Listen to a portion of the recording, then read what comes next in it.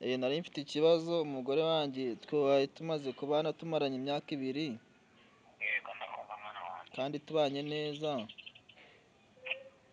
noneho ubwo murumuna wanjye aza kumutwara, ariko ubwo mu kumutwara ntacyo navuga, yaba yaranshingiye kuko inshingano zose nazikoraga neza. Mufatirayo bwa mbere ansaba n'imbabazi, arambwira ngo ntabwo azongera, noneho bwa kabiri n'ubundi aza kuncika. Ariko nganiriye n'umuntu arambwira ati nyamara uyu mugore wawe baramuroze, kuba yaragiye ntabwo yakifata ngo agende gutyo gusa, n'ukuntu tubona mu rugo witwara nta kibazo cyawe. Yego mwana wanjye. Nagira ngo rero niba mwamfasha mumfashe, aho muri bunce bwo ndagerageza nyabone, hanyuma ndebe ko yagaruka mu rugo. Let me take time to greet every person where you stay. I think nizere ko mumeze neza cyane cyane. Reka ngushimire tubana mu nkuru zitandukanye, mu biganiro bitandukanye ngenda nkugezaho umunsi ku wundi. Ni N1 TV, ngushimire wakoze subscribe. Nawe utarakora subscribe ugiye gukora subscribe kugira tubashe kubana mu biganiro bitandukanye umunsi ku wundi n'inkuru zitandukanye ngenda nkugezaho. Uyu munsi wa none rero turi kumwe na Japhet, muramumenyereye kuri kamera zacu ndetse na Mudugudu. Inyuma y'uko Japhet yaduhamagaye atugezaho ikibazo cy'umudamu we wagiye ndetse kandi akagenda atamusezeye, nyuma y'uko Japhet yari ari mu kazi agatwara n'ibihumbi 500. Nyuma yaho mwarabibonye ndetse kandi byaje kuba ngombwa yuko umudamu amusaba imbabazi, tumaze no kumwisangira kwa murumuna wa Japhet.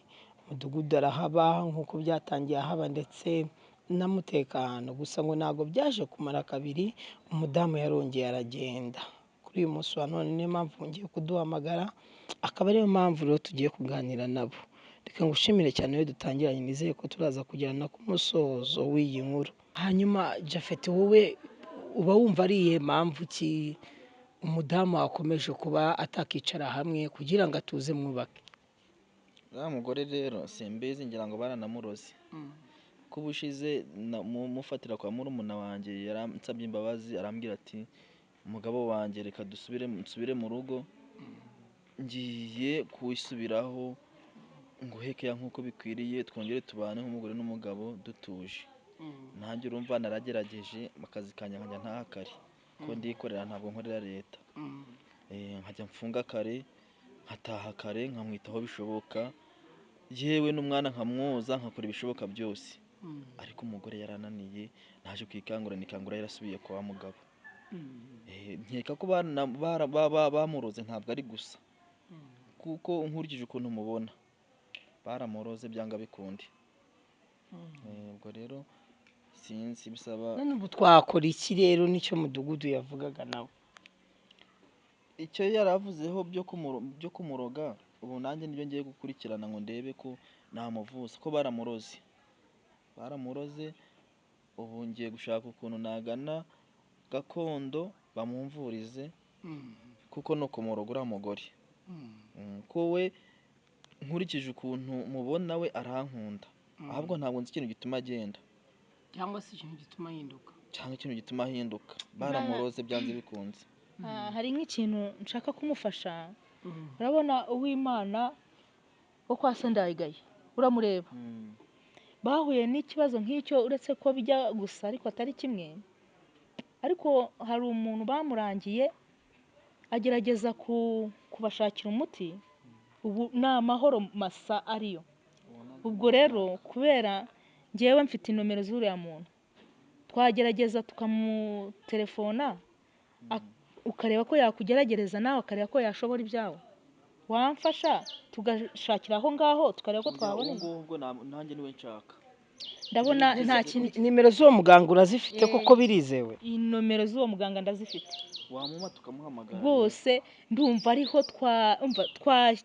twagira ihengekero, tukareba ayari bunci yose ndayatanga, tukagerageza mva nituburira hariya Kararisa tumwihorere. Nje kuma nimero muhamagara, ayo yari bunci yose ndayatanga nagaruka. Muhamagare ndi kuri kamera. muhamagare kuko ufite nimero ye natangiranye Inomero ze namwe nigeze ndagira nzamenye kuzishyiramo. ukuntu bizarangira. naguhuza nawe uyu mugabo wagerageje kiriya Kumuhamagara. Shyiraho parirere. uhamagara umuvugisha iyo nshorera urakubye ongera. uyu mugabo uyu muvuzi uyu aravura koko umva kwa w'Imana yabakozeho riraka ubu ni amahoro masa. muvugishe twumve mubwire ikibazo mfite Akira udari kwe kubanza kumuvugisha uko rero bazira. muvugisha Alo, mwiriwe neza. mwiriwe neza muga. Muraho ni amahoro. Ni amahoro makeya, twari dufite ikibazo cy'uburwayi. Badusangije inomero yawe kubera ubuvuzi wakoreye kwa w'Imana ku mudamu duturanye.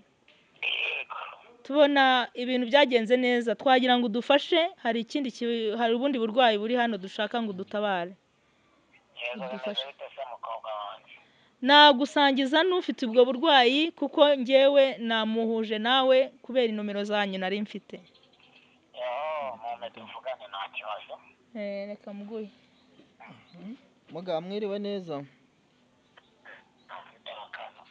nitwa Jafeti. Yego. Nari mfite ikibazo umugore wanjye twari tumaze kubana tumaranye imyaka 2 Yego ndakumva mwana wanjye. kandi tubanye neza, noneho ubwo murumuna wanjye aza kumutwara, ariko ubwo mu kumutwara ntacyo navuga, yaba yaranshinjiye kuko inshingano zose nazikoraga neza. Mufatirayo bwa mbere ansaba n'imbabazi, arambwira ngo ntabwo azongera, noneho bwa kabiri n'ubundi aza kuncika.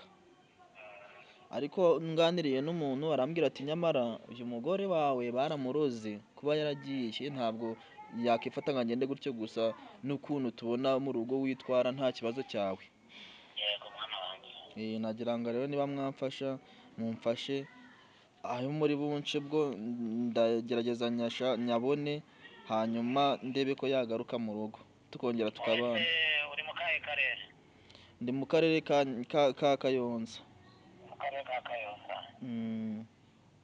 Ufite telefone ya WhatsApp? Ndayifite. Okay. Menya ifoto yawe n'amazina yawe. Umenya ifoto y'umugore wawe n'amazina ye. Wohereza amafaranga 155,500 n'igiceri cya 50. 155 500 n'igiceri cya 50. Naje ngufashe umugore wawe arahita agaruka mu rugo wakana we. ubwo yagaruka mu gihe kingana iki? Ntabwo bitinda, ayo mafaranga namara kugeraho umaze kunyoherereza ifoto ye n'amazina ye, nakora ku ihembe ryanjye karondozi, nkore ku imbaraga za ba sogokuru na ba sogokuruza, mpamagara imandwa za ba sogokuru, mpamagara imandwa za ba nyogosenge na ba nyoko wanyu, gushakira urushako, mpamagara ababyeyi, mpamagara imandwa, noneho uriya mugore wawe kuko bashobora kuba baramukwiye urushako wakana we, uburyo hari ndahita noneho uriya murumuna wawe tubamuhuze ku buryo atazongera kumutekereza na rimwe. Ku buryo atazagira ahandi ajya. Ntahandi azongera kujya, nta nubwo n'uriya murumuna wawe azongera kumwibuka, kuko yewe ndahita mfata ubwenge bwe mubike ku buryo azajya atekereza wowe gusa, noneho n'uriya murumuna wawe ndamukuramo roho nkibike ku buryo atazongera gutekereza umugore wawe. Yego murakoze. Ubwo iyi nimero niyo dushyiraho amafaranga? Iyi nomero ni iyi ngiyi irasaba amafaranga wakana we. Ndaje nijya muri aho byakenye baranze nta mikino ngira. Niba iyo WhatsApp ubwo reka mbikoherereze, nimara kubikoherereza ubwo urahita umbwira n'amazina abaruyeho kuri iyo nimero kugira ngo nshyireho amafaranga. Ubwo urahita unabinkorera.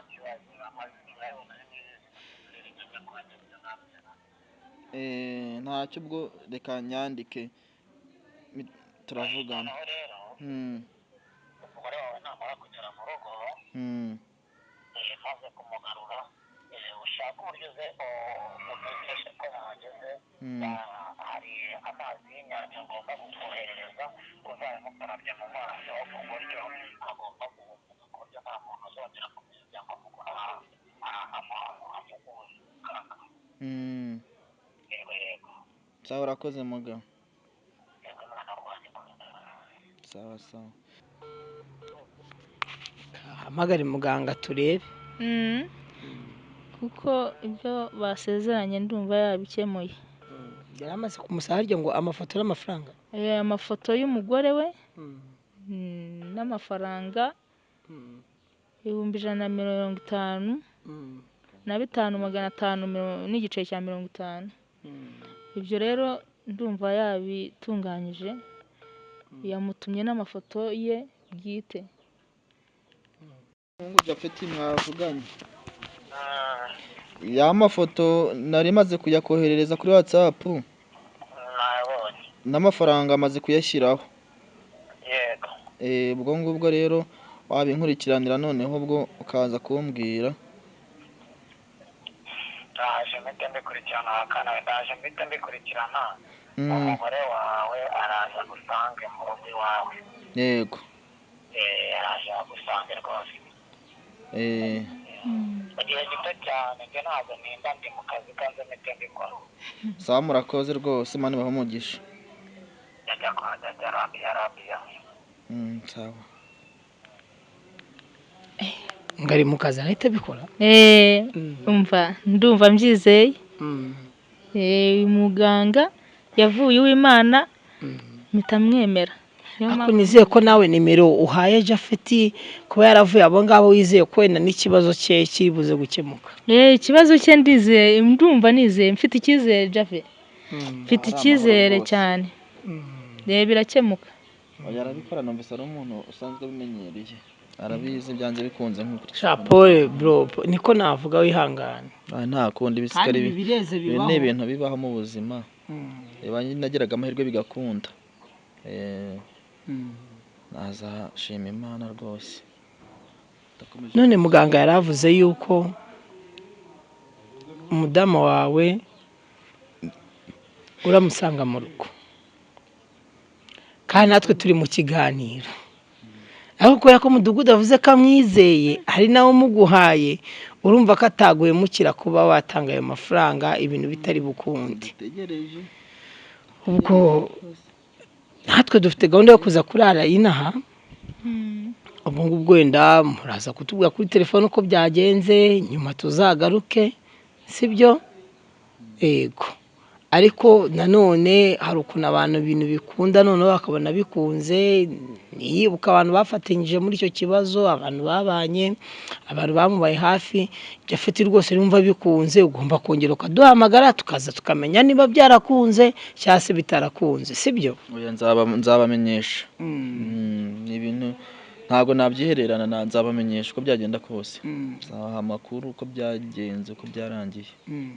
Ese burya cya gihe nta n'igihe hamaze yari izongera rigende. Yise asubirayo hadaciye na kabiri. Yise asubirayo pe. Nta minsi yamaze. Okay. Hanyuma mama, njyewe ndumva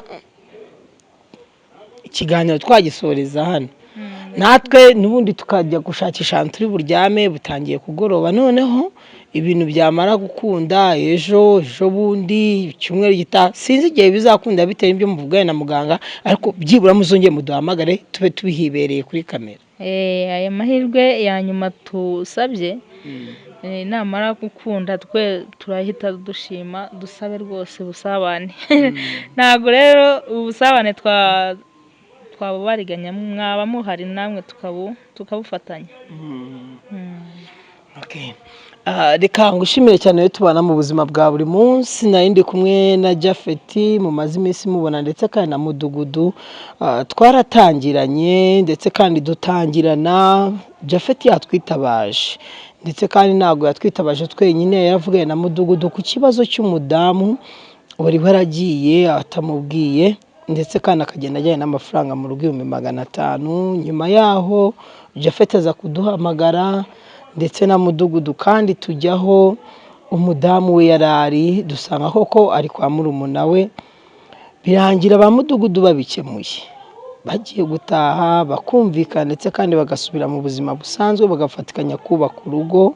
Umudamu arapfukama asaba imbabazi umugabo we. Uyu munsi wa none twari turi hano kubera yuko ngo uwo mudamu nta n'iminsi yahamaze, ahubwo yongeye akagenda.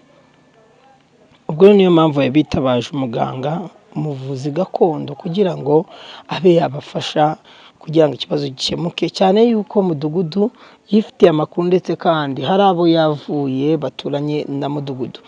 Ni N1 TV, ndacyari MC Seti, dusubire mu nkuru zikurikira. Ikindi cya kabiri nayo imaze kumvikana nabo yuko bazongera bakatubwira tukongera tukabareba nyuma y'ibyo muganga tubwiye. Imana ikumera imigisha itagabanyije.